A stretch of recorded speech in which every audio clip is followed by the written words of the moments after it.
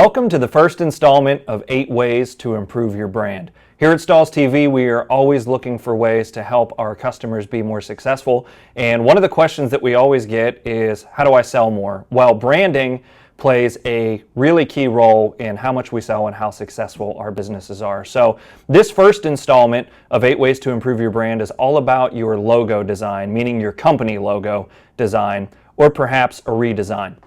There are 5 key elements that we need to look for in a great company logo. So if you're going to be designing your logo for the first time, or if you're considering a redesign, here are the 5 things that you need to consider. First, you want to make sure your logo is describable. Take a look at the graphic that we have on screen here. You see the McDonald's logo and a logo for the collective. When we say a logo is describable, it means we can describe it to someone and they can have a vision or a visual of the logo without ever seeing it. So with McDonald's, how would we describe that logo? You've probably described it before in your lifetime. It's the golden arches. How would you describe the logo on the right-hand side of your screen, the collective? Probably not in any way that somebody is going to be able to make sense of what that is in their head before they see it. So make sure when you're designing your logo for the first time or redesigning that it is describable. Second, you want to make sure your logo is memorable. When we say memorable, what makes something easy to remember? If it's simple, it's easy to remember. Take a look at the logos on your screen. These logos we would classify as not memorable because they're not minimal. They're not easy to be described. They're not something that catches your eye right away as easy to understand or easy to remember. If you take a look at the Checkpoint Software Technologies logo in the upper left-hand side of your screen, you see that we have what looks to be a computer with some dots, squares, lines, all types of different interest pieces in that logo, not necessarily easy to remember. The logo on the top right hand of your screen is the logo that was designed for the London Olympics in 2012. Again, not really easy to remember, lots of geometric shapes happening in that logo, where we could take the Olympic rings in the top right hand corner. That's an easy to remember or a memorable design, and you see some other examples there as well. So we want to make sure our logo is describable. We want to make sure our logo is memorable, meaning it has minimal design elements. We also want to make sure that our logo looks good in black and white. Take a look at the Chevy logo on your screen. Easy to recognize, easy to remember, whether it's in full color on the left-hand side or just in single color on the right-hand side. By keeping this in mind when you're designing your logo, if you're designing in single color, not only does it make it easier to remember, not only does it make it look good in print, but it also makes it less expensive for you when you go to make t-shirts and for folks to remember your logo or your graphic. Fourthly, we want to make sure that the logo is scalable. If you take a look at the GE, HP, and Walmart logos, a good rule of thumb is to ask yourself, does the logo look good at a 1-inch size, which is about where the GE, HP, and the far right Walmart logo is. Does your logo look good at any size? Is it scalable? And the last point to remember when designing or redesigning your logo is to make sure it's relevant. And this one is one of my favorite examples, because my kids like to use the font Comic Sans for just about everything. So the example that you're looking at now is font choice on a lot of memorable or good logos being changed to Comic Sans. So when we say the logo should be relevant, if you are a lawyer or if you are a garment decorator of adult garments or performance wear, Comic Sans probably wouldn't be your font choice, because that comes off as something that should be used for kids' clothes or a child learning center or something to that effect. So when we're looking at logos, we want to make sure they're describable. We want to design logos that are memorable. We want things that look good in black and white. We want logos that are scalable, and we also want ones that are relevant.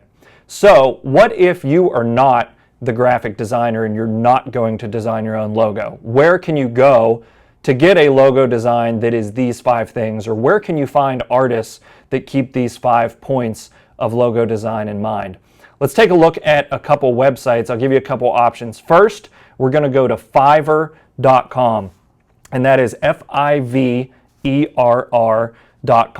If you visit Fiverr.com, in the top left-hand side, you can see graphic and design.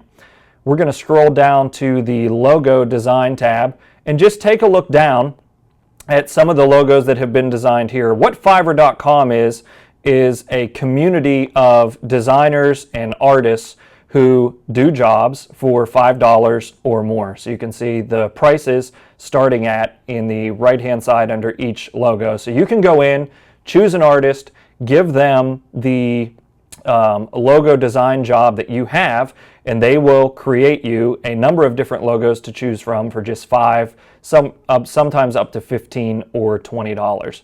Now, these logos from a community perspective don't tend to be what we would consider top-notch, but if you're operating on a budget as a startup entrepreneur, this is a great place to start. However, if you want a little bit more for your money, you can go to a company like 99designs.com, which we're looking at here right now. So it's the number 99designs.com. Again, another community of designers. This is a worldwide community. You can see 364,000 people have counted on 99 Designs to create their logos. And not only do they do logos, they also do packaging design, car wrap design, they can do website design, t-shirt design. 99 Designs works much like a contest. So you create the contest that you want. You can choose different logos or inspiration from pictures uploaded into your contest to give artists an idea of what you're trying to achieve. You set a price on that contest. I think it's as inexpensive as $299 all the way up to about $1,000, and artists will compete, send you logo designs to choose from, and basically you narrow it down to the top 5 or the top 10 designs and allow your community of existing customers or family and friends. You can launch a poll to let them vote on what logo they want to choose for your business. Ultimately, the decision remains with you. But 99 Designs is a great way to get started if you're looking for more branding, more than just a logo. Which leads me to the last piece. You can go out and hire your own graphic designer. And I want to show you a piece, a branding piece that a graphic designer did here in our local area, Uniontown, Pennsylvania. This is branding for a restaurant concept, and it's a brand style guide for the Foundry Modern American Kitchen. If you see on the front page, it's basically set up like a catalog, a presentation piece where we're going to look at 6 or 7 different pages of what the brand should be. So we have a primary logo on the second page. We also have some weathered alternate logos on that second page on the right-hand side. On our third page, we have what's called the lockup, which is the whole logo with tagline and the established there in 2016. We also have alternate logos.